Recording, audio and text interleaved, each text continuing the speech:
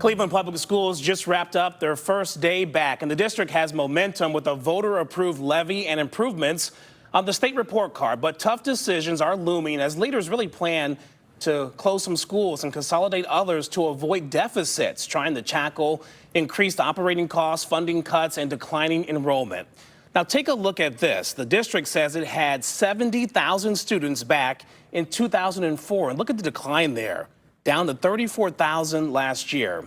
Now, here's more of my one-on-one conversation with Dr. Warren Morgan on his goals of fixing the budget and improving learning district-wide.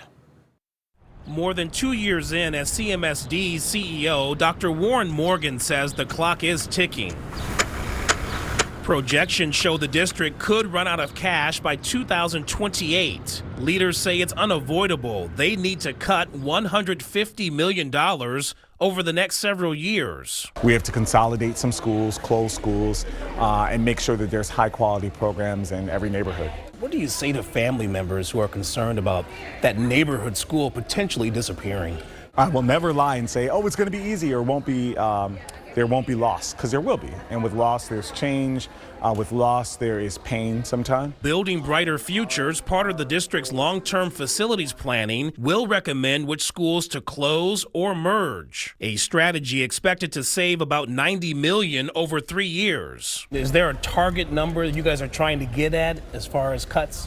We're working towards that now. A district study shows few schools have strong enrollment. Some high schools in the northeast, central east, and southeast parts of the city are operating at less than half of their capacity. Leaders tell me a range of data, including building conditions and community input, will guide their decisions.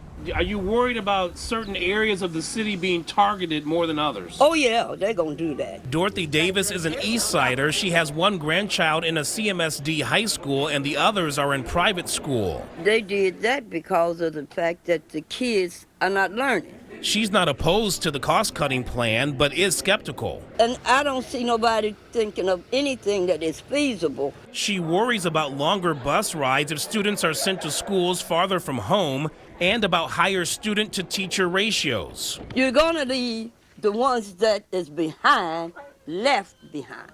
And some worry about consolidations, particularly at the high school level, stirring up turf wars and violence at schools. The kids' education, yeah, we know it's important, but what about their lives? I asked the CEO about some of the things I heard.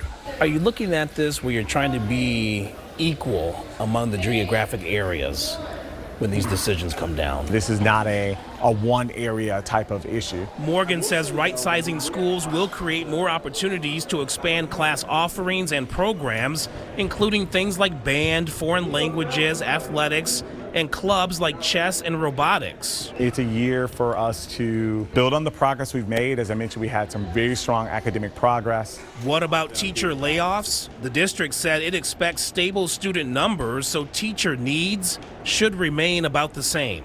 After Building Brighter Futures is implemented, do you feel like families and students will be better served in CMSD? That's the goal. That's the goal. With the programs. And then we have to put in the work. Now, more community meetings will be happening next month in September for parents and others to weigh in. The district's Board of Education must vote to approve any building changes. And while we don't know when those recommendations will come up for a vote, whatever is decided will go into effect next school year. That's 2026-27.